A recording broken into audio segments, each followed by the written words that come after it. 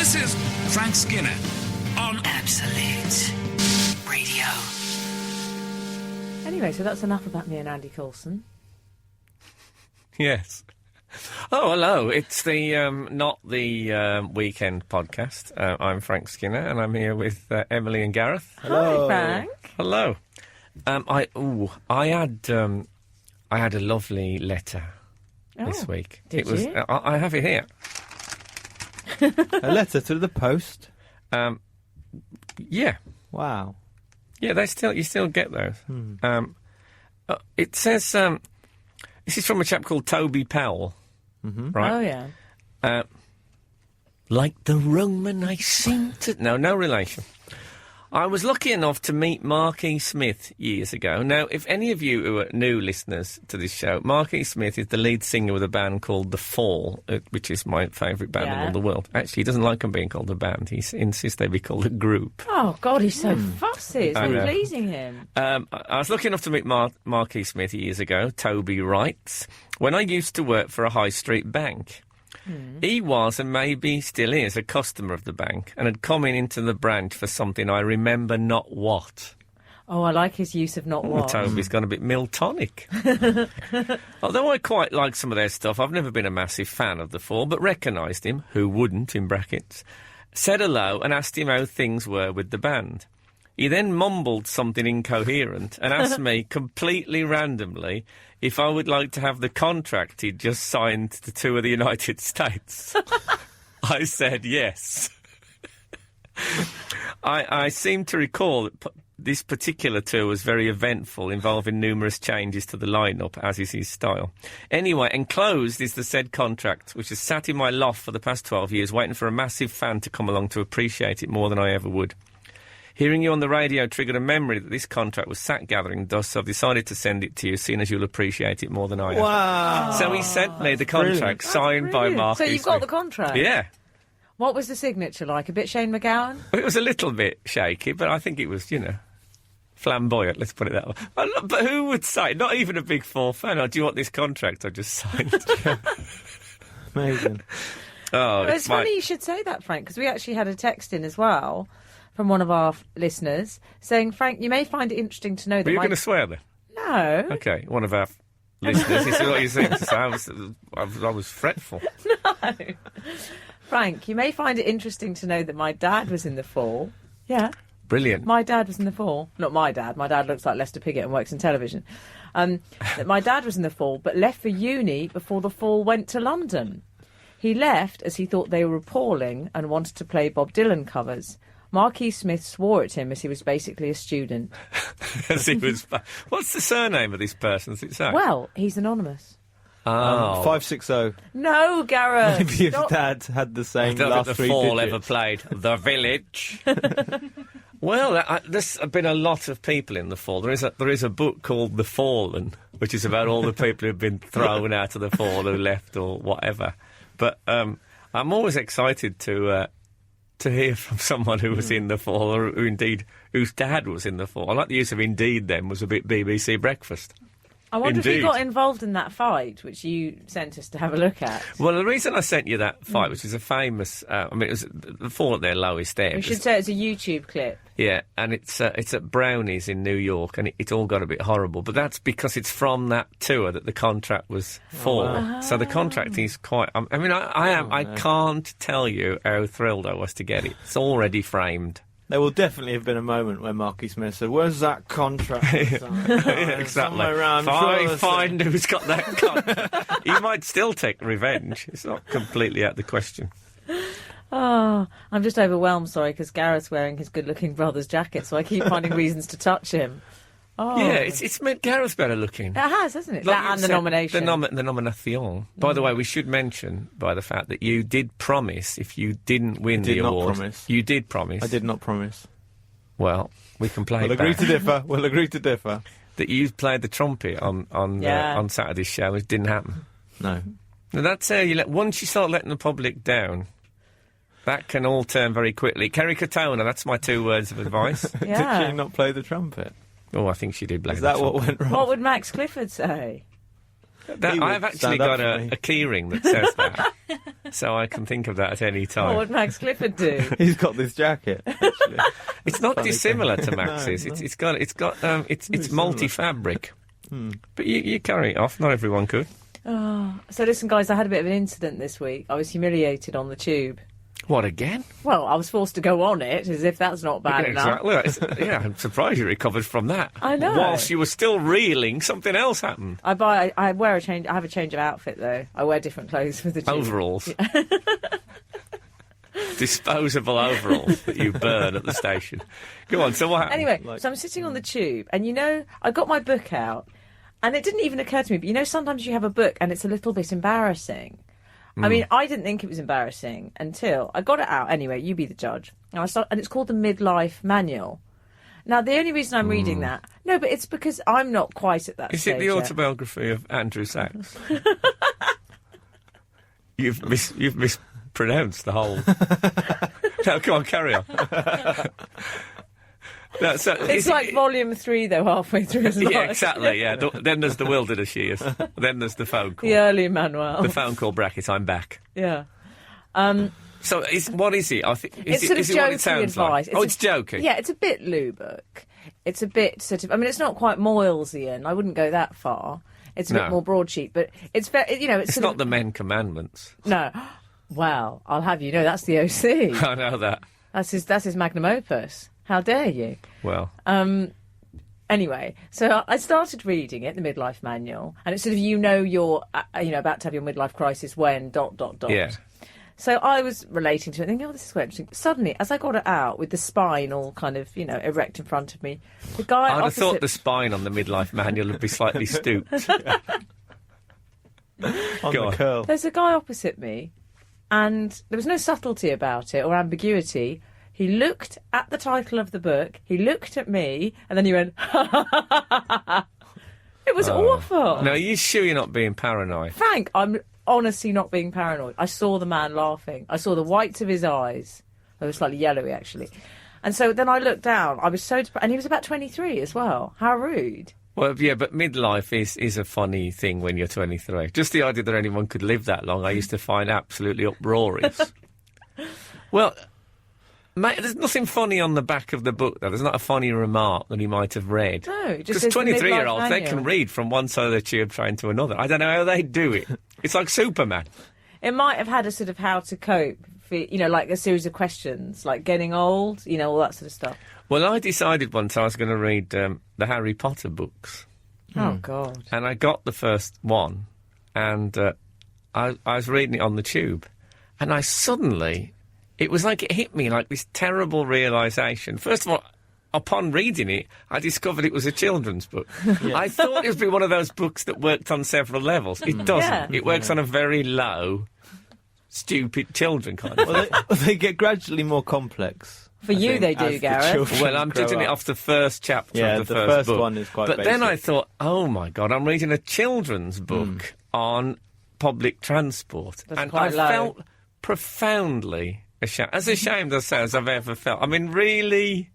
Like, and I couldn't put it away. I thought if I put it away now, it'll be obvious I'm embarrassed by it. I would judge someone if they're reading Harry Potter. Oh, God. If I'd have seen me on there, I would have completely written me off as a human being for reading. Anyone over, 11 who reads it, you've got to worry about. I agree. Although, Gareth, you quite like them, I reckon, don't you? Yeah, I cried at Well, the end of people book in 5. glasses... You cried! You Yeah, cried very at Harry moving Potter moment. because a wizard got ill or something. What happened? Yeah, because an owl got foul pest. Some stupid thing like that. There was a Quidditch injury. I mean, come on. Quidditch! Yes. I didn't get that far. They hadn't started doing...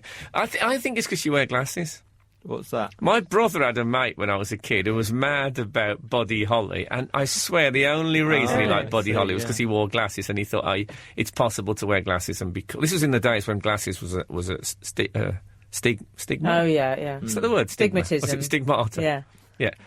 So I think it's because you wear glasses. You Right. think Harry Potter is so cool, when obviously he isn't.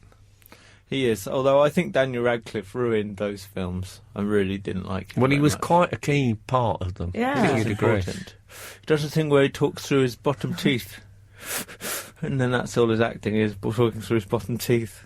I think Very Gareth bitter, very liked bitter. Harry Potter because he can't be bothered to read anything more complicated? I'm reading I, Claudius at the moment.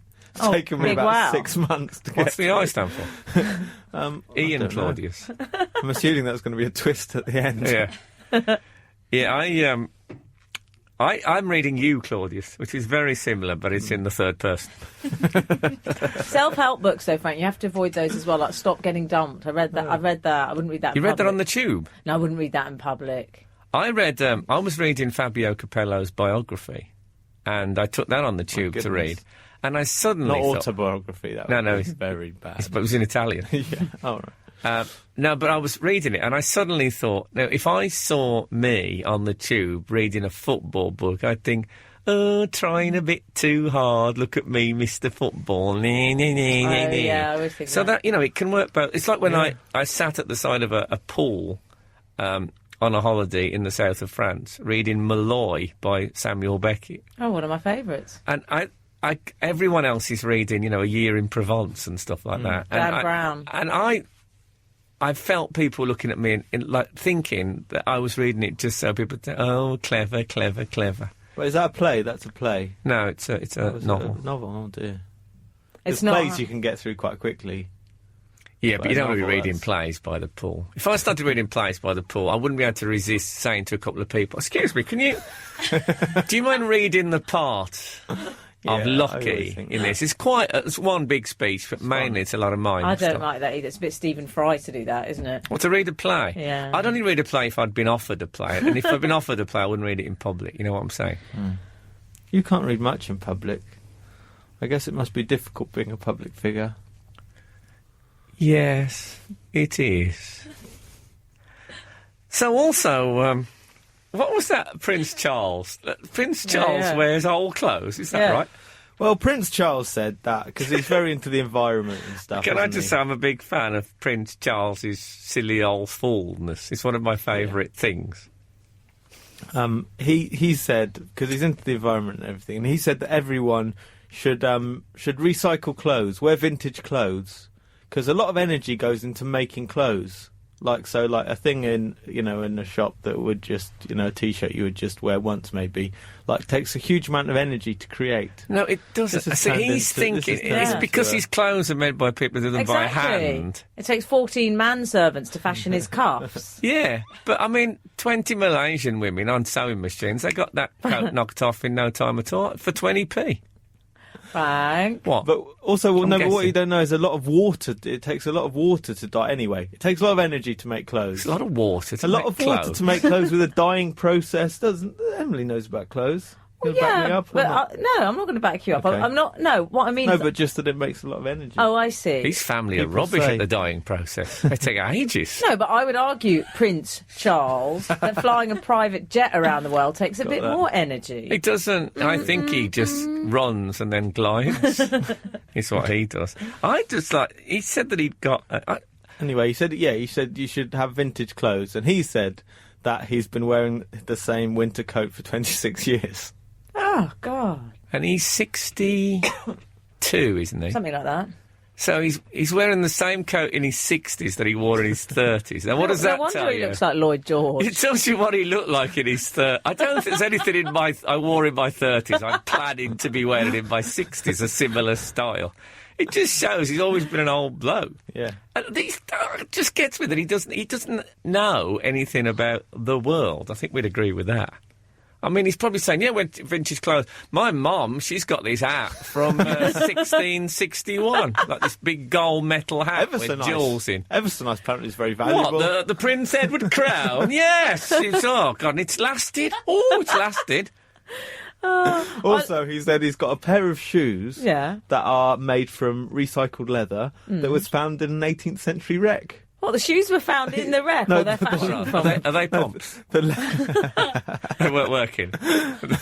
no, the leather was found in an 18th century wreck, and the shoes are made from that leather. So he's like recycling leather. They must be like an old Cornish pasty. Horrible. Oh, no. I've seen him with a crumpled old parka. 18th century wreck. Well, I'd say on the subject of... You know about clothes, Emily. Do I know about clothes? Not I really. did a photo shoot Yeah. last week, and at the end of it, the woman said, "You can keep those shoes if you like. Isn't that a great moment? Now you've sweated into them." It's a lovely moment, yeah. And I was very pleased. I really like these shoes, so I went out them that night, and they absolutely crippled me. Can we just say first, what can we establish the design and look of the shoe? Well, they're a sort of a grey suede boot. Oh God, Yeah. it's a bit Russell Brand for you, Frank. Well, they're not. They're not. They just come to just underneath my Are they genitals. pointy? But they flare at the end. Puss in Boots style. Oh God, are they pointy? They're too pointy for my wide feet. Let's put it that way. I'm going to have to look at these. I don't know how appropriate they are. Well, anyway, I walked home in them. I thought the best thing to do, because I have this notion, which I have no personal experience of, is that one can break in shoes. Right. Now, in my own personal experience, if shoes hurt you early on, they hurt you forever. Yeah. But people have said to me, "No, I wear them around the house," and that's never happened for me. And I got in, crippled, and I looked at my feet, and they were all bashed up and red and a bit of blister and broken skin and stuff. And I thought, this is terrible. But then almost every woman I've been out with has had feet like that all the time. Well, that's what I was going to say. What you said that like that's a weird thing. The fact is, beauty is pain. Normally, to wear something that I like, it's going to be uncomfortable. Something every day is hurting me. Today it's my bra, but let's not go into that. Your bra Yeah, is hurting tomorrow you. it'll be my shoes. Some aspect of my outfit will be hurting me. But if you get a bra that hurts you, do you think I'll wear this around the house and see if I can break it in? No. No, but I do think with the shoes, Frank, if you like them, you're just gonna have to accept they will always hurt a little bit. I'm afraid. I was wondering about asking someone with slightly bigger feet to wear them around the house. Oh God. Is that bad? Because this would work with your bra as well. Rusty Lee, it depends who you're going to ask. Which of your I don't think David Baddiel's got big feet, has he? No, he's got smaller feet than me. I think also he had a bit of trench foot in Ypres. He was in Ypres. I don't know if you know, during the Great War. Yeah, he was very close with Siegfried Sassoon. Was he the hairdresser? Yeah. Well, you know, he has to diet regularly now. Not easy in a helmet. Well, I just don't want to throw them away. When we used to... I remember when I used to have football boots as a kid, there was all these methods. They used to say, if they're a bit tight, soak them in urine. What? Oh, that's just an excuse for people who have boots soaked in urine. No, Yeah, maybe what you're that is that's just in Birmingham. No, but that's what they used to say, apparently. Are they trying to break in Birmingham? Well, when I was drinking, I soaked many, many pairs of shoes in urine. None of them got any bigger. And bacon fat round the heel was another one. Oh, I don't like. I just it. don't want to. They're a really nice pair of shoes, and What a what's more, lovely they were aroma. free. That would You should just wear them urine around the and house. bacon That's a fat. good idea. Maybe you should do that. But Albert downstairs, he moans if you wear a leather sole. He does. How's that upstairs, downstairs? No, he moans because we've got a wooden floor. He don't That's like. quite selfish. Can I just say, to be in a penthouse and have a wooden floor? You should have carpets. It's not fair on the neighbours. Yeah, but Albert, he must be 70 odd. I thought eventually, Albert, you won't be able to hear it. Have you noticed it getting quieter in recent years? He'll feel the Soon it'll be vibrations. gone. There'll be vibrations, I know it is. But you want slippers, so mostly you wear slippers, or what do you wear? Well, I'll go barefoot, but I will not walk in a stocking foot on a wooden stair. It's dangerous. Anyone listening, note that you heard it here first. Well, perhaps not first, but you heard it here anyway. So, what's new with you, Gareth? I got the train here. That's not new. I do that every week.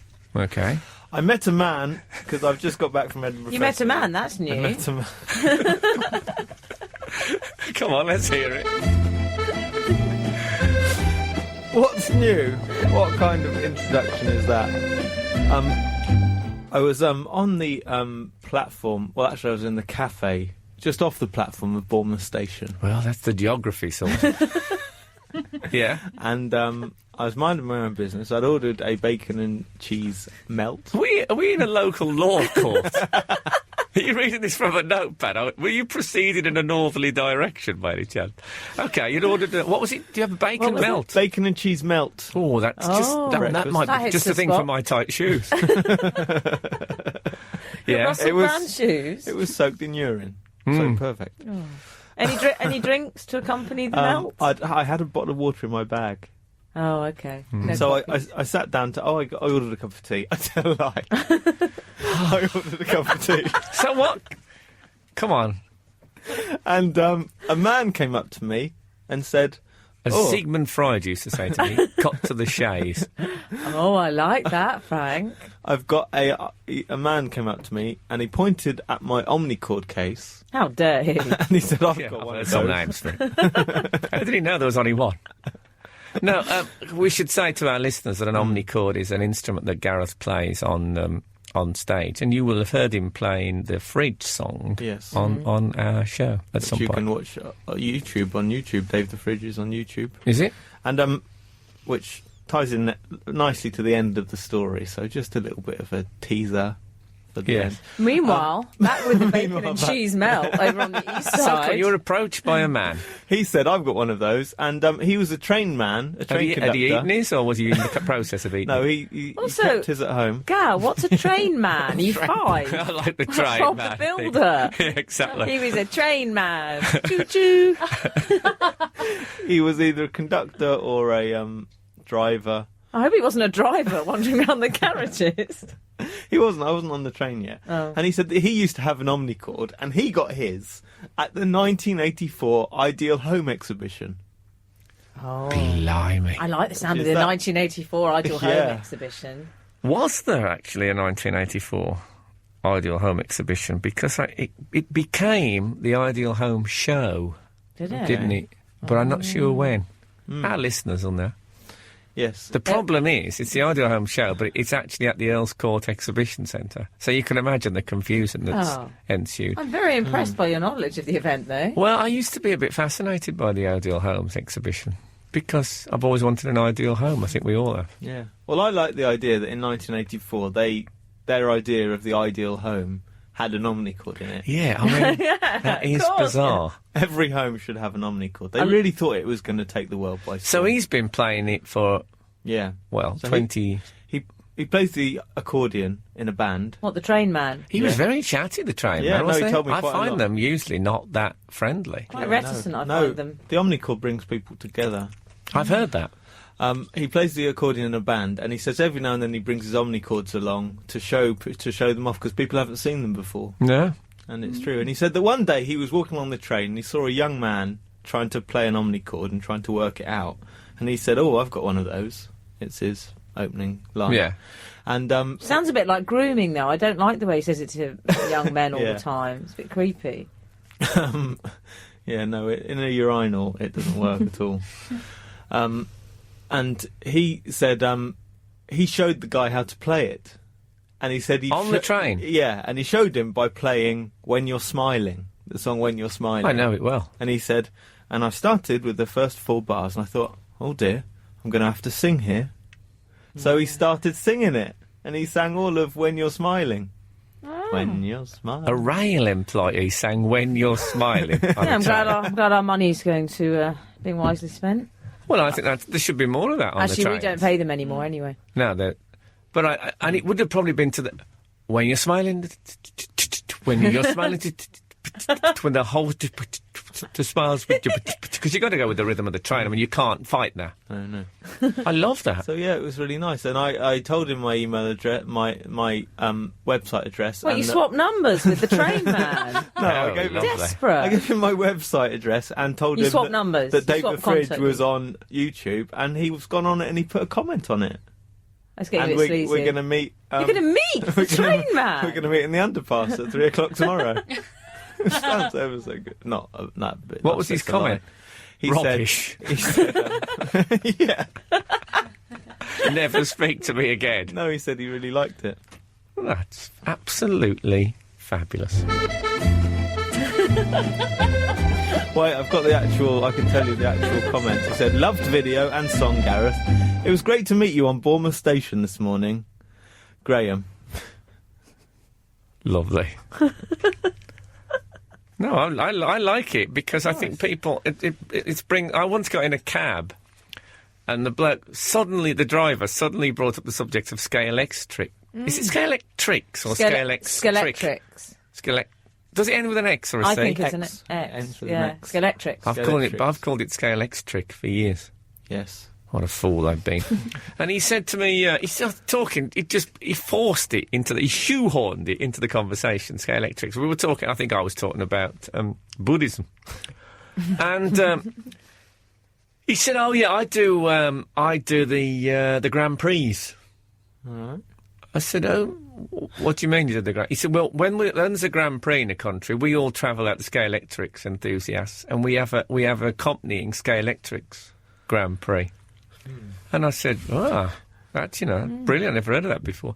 He said, did you have I said, yeah, I had one when I was a kid. He said, well, yeah, it's a bit of a different business. And there's like a little hole where you pay them the change. He handed me a Scalextrics toy. Do that. He said, have a look at the brush on that. Yeah. So I looked at there's like a metal brush on the bottom. Yeah, he said, you see how we narrow it for greater speed. Wow. So not only was he talking about it as a cat, he had props with him. He had visual aids. I mean, he gave me the whole thing. And there isn't enough of that. People don't talk to each other on public transport at all. I love it. Do you know, by the way, that you know Half Man, Half Biscuit? You know that band? No. They had a track called Took Problem Chimp to Ideal Home Show. It's very good. It's very clever lyrics. Try it out. If you are listeners, just, they're very good, Half Man, Half Biscuit. I'd recommend they. What's new with you, Emily? I think you might need to line up. I know this anecdote coming. I think you might need to line up the music for this. Well, I don't know. Yeah. I don't know. Well, we'll see about if that. it's got a very strong punchline, I think we'll It's not need really to. a punchline. No. It was just that I overheard. I love overhearing a bit of a conversation. It's my favourite pastime. Don't you love that? Oh, God, yeah. I'll just sit there listening. You and Gareth, that's my favourite. But I was in Waterstones once, and an old woman said to this woman she was with, look at all these books like a library. I thought, I've never made that comparison before. Well, I heard a woman, I was in Starbucks, and she was having this conversation with another woman, and they were discussing sort of just things like how to get back home, and, we'll get that train, and, all that. Mundanities, I'll call them. And then apropos of nothing, she suddenly said, do you know, if someone ever asked me to choose between maths or swimming lessons, I'd choose maths every time. No contest. Was it Stephen Hawking? I think it sounds like it could be you. Because those... Yeah. Isn't that right, though? Because you don't like swimming. That's true, I wouldn't. And no And you love contest. maths. I like the no contest. Yeah. And a contest, a swimming contest, definitely out of it. I will not do a gala if there's a church service as the option. Yeah, well, I can't swim, as you know, and I'm frightened of water, I'll be absolutely honest with you.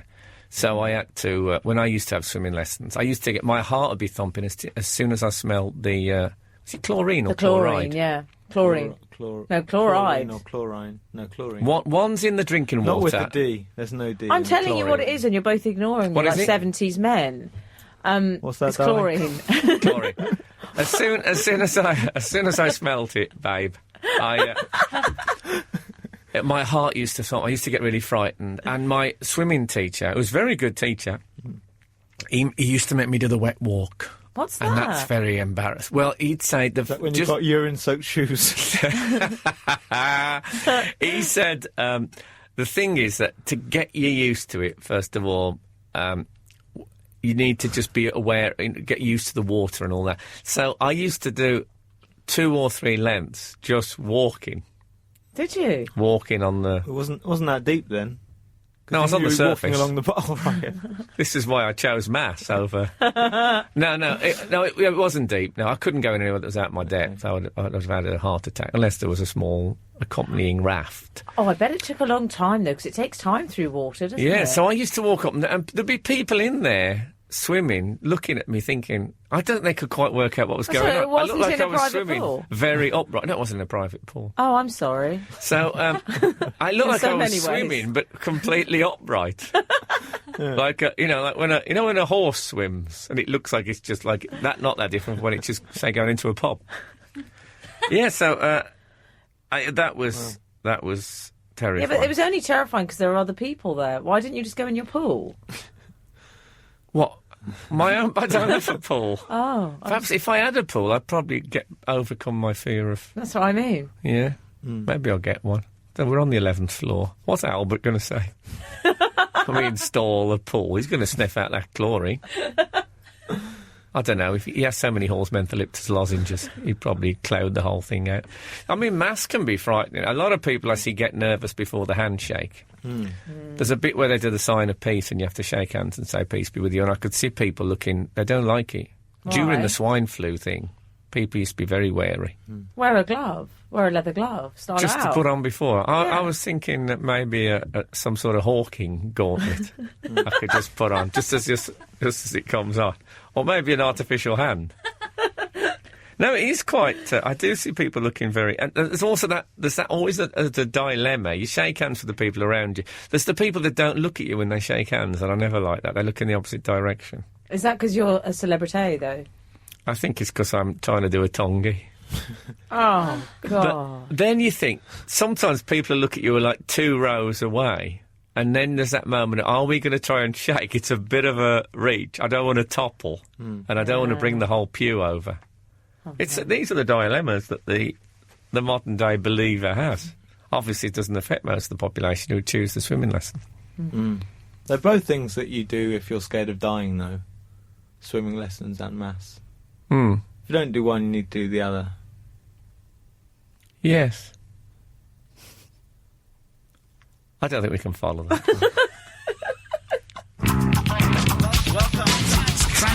This is Frank Skinner on Absolute Radio.